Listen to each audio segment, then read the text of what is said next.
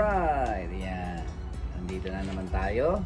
At ito na ang ating pinaka-iintay, ang ating pagluluto sa ating adobo.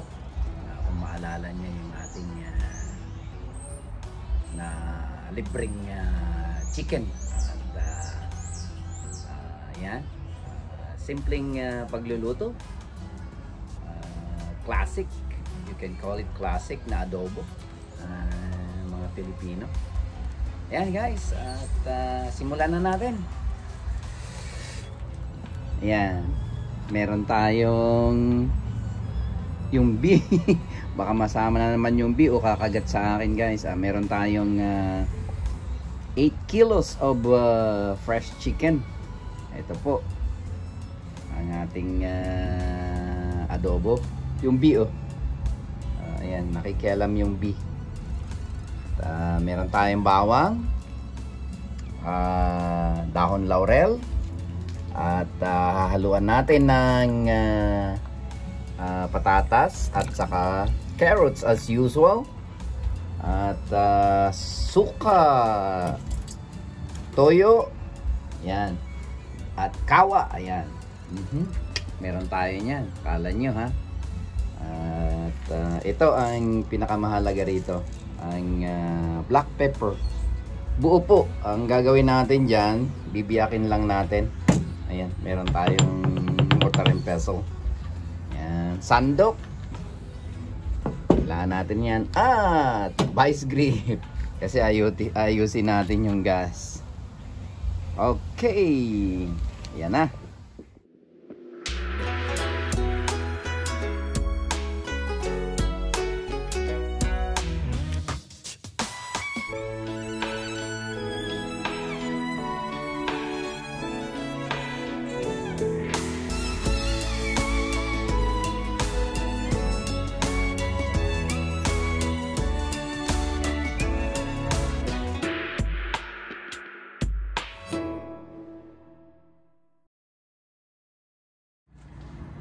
Ayan guys, simulan na natin.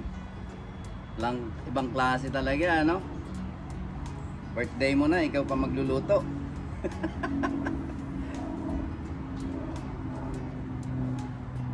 Ayan, bawang. Madaming bawang.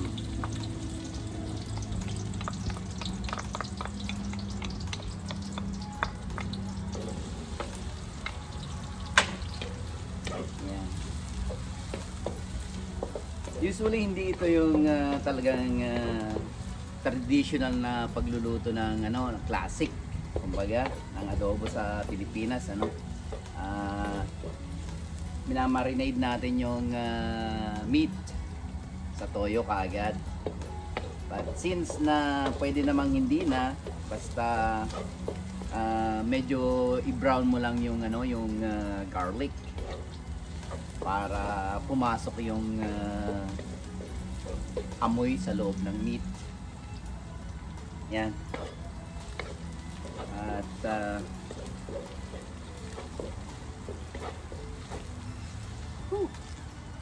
bango. Bango guys, ang bango.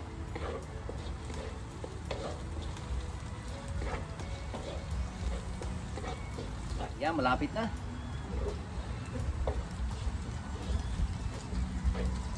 Sarap ng simoy ng hangin. Dito tayo sa labas. Medyo tumaas-taas yung temperature, ano, ngayon. Kaya pagkatapos nito magbabarbecue pa tayo. Ayan. At talaga naman medyo madami tayong bisita madarating. Kita nyo guys, ayan. Medyo nagbabrown na yung bawang, pwede na. Pwede na natin nilagay, oh.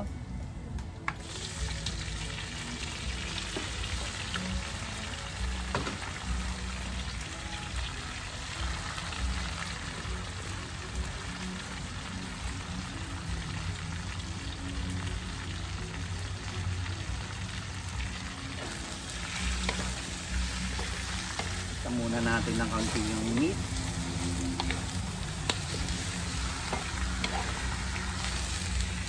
At palabasin natin yung taba niya. So, daon laurel. Daon laurel.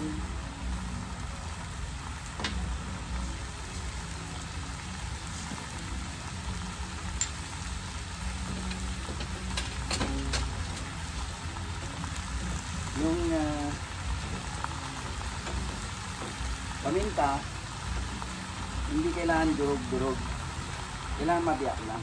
Okay?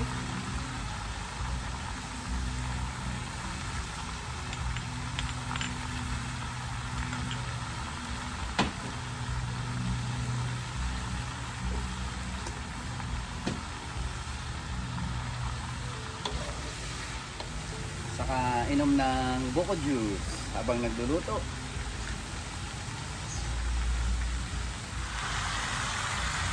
Yan.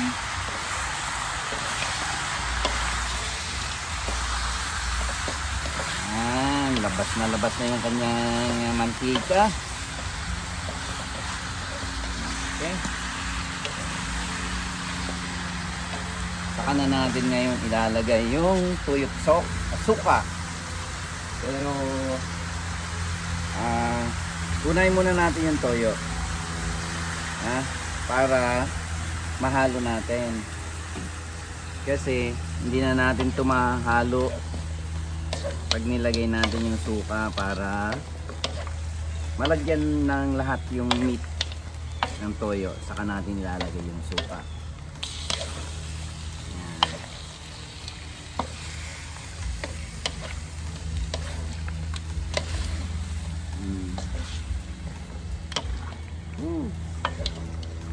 Ako na mismo ang ginutom, guys.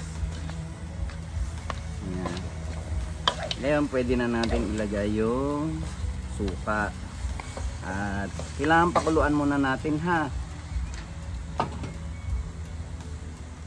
Pakuluan muna natin yung pag kumulo na yung yung toyo, yung suka, saka natin hahaluin. Tansya-tansya lang yan.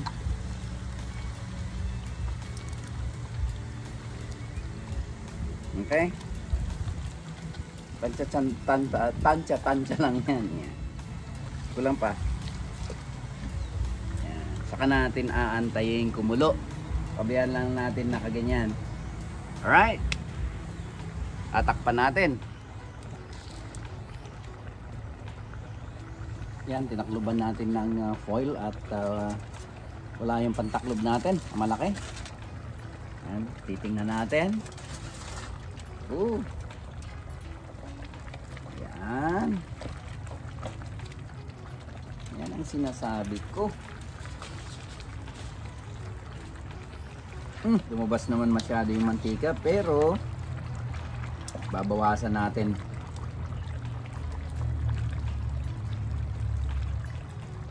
Okay? Tigas pa. Tigas pa, guys, matigas pa. Nating 10 minutes. 10 minutes pwede nating ihalo yung ating sahog. Ayan. Tapos pupunta tayo rito sa ating barbecue. Dami pa natin lulutuin, guys. Barbecue. Okay? Ready na yung apoy natin.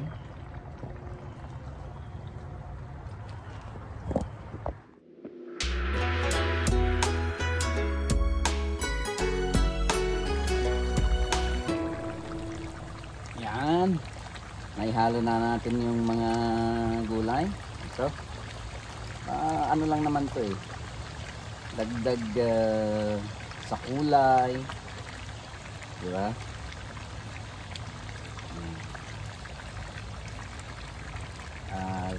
Ilagyan natin ito ng sili. Adobong maanghang. Diba? Ayan, guys. Adobong iga. Ayan. Lumabas lang masyado yung mantika niya, pero dali lang yan. Tatanggalin na lang natin yan maya maya. So, yan. medyo dry siya pero malambot na yan. Inabot din ng 35 minutes para lumambot talaga. Okay, chop chop na tayo.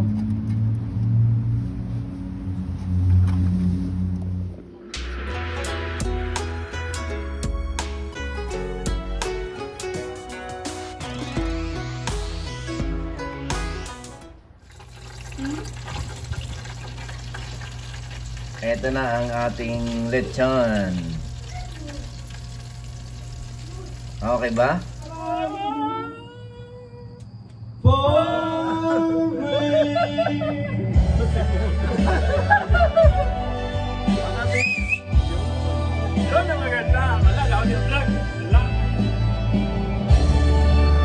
Thank you, thank you, thank you.